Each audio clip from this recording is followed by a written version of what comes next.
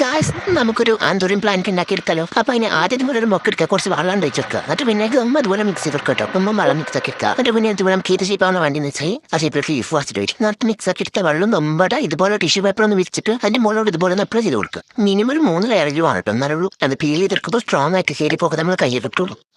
ഉണങ്ങി കഴിഞ്ഞത് വരെ എന്തായാലും വെയിറ്റ് ചെയ്തേ പറ്റുള്ളൂ കേട്ടോ. എന്നിട്ട് പിന്നെ ഇതുപോലെ ചെറുപറാൻ്റെ പീൽ ചെയ്തെടുക്കാതെ കെയർഫുൾ ആയിട്ട് പീൽ ചെയ്തെടുക്കട്ടോ. എന്നാലും അത് കീറാതെ കിട്ടുള്ളൂ. പിന്നെ ആവശ്യമില്ലാത്ത പാട്ടൊക്കെ മാറി കട്ടെടുക്കുക.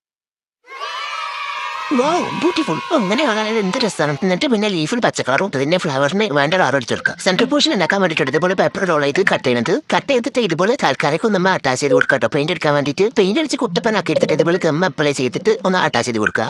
അപ്പൊ നമ്മൾ ലീഫ് കൂടെ ഡിറ്റൈനിങ് ബേസ് ഉണ്ടാക്കാൻ വേണ്ടിയിട്ട് ഇതുപോലെ കാർഡ്ബോർഡ് പീസ് കട്ട് ചെയ്തൊന്ന് പെയിന്റ് ചെയ്ത് കൊടുക്കുക. ആവശ്യത്തിന് ഹോൾസ് ഇതുപോലെ ഒന്ന് ഇട്ട് കൊടുക്കട്ടോ. പിന്നെ ഇതുപോലത്തെ എംപ്റ്റി പോട്ടാണ് ആദ്യം പേപ്പറൊക്കെ ഒന്ന് ഫിൽ ചെയ്തിട്ട് വേണ്ട ഇതുപോലെ ഒന്ന് അറേഞ്ച് ചെയ്യാൻ. അപ്പൊ എന്നാ പിന്നെ ഈ റോക്കിനെ പറ്റിയിട്ടുള്ള അഭിപ്രായം എന്താണെന്ന് കമന്റ് ചെയ്യാം. അടുത്ത വീഡിയോ സ്ക്രോൾ ചെയ്ത് പോണിട്ട് മുന്നേ ആ സബ്സ്ക്രൈബ് ബട്ടൺ ഒന്ന് പ്രസ് ചെയ്ത് സപ്പോർട്ട് ചെയ്യാൻ മറക്കണ്ട കേട്ടോ. എന്നാലും നമുക്ക് ഇതുപോലത്തെ കൂടുതൽ ബ്യൂട്ടിഫുൾ ആയിട്ടുള്ള വീഡിയോസ് കിട്ടും. അപ്പോൾ ഓക്കെ ബൈ.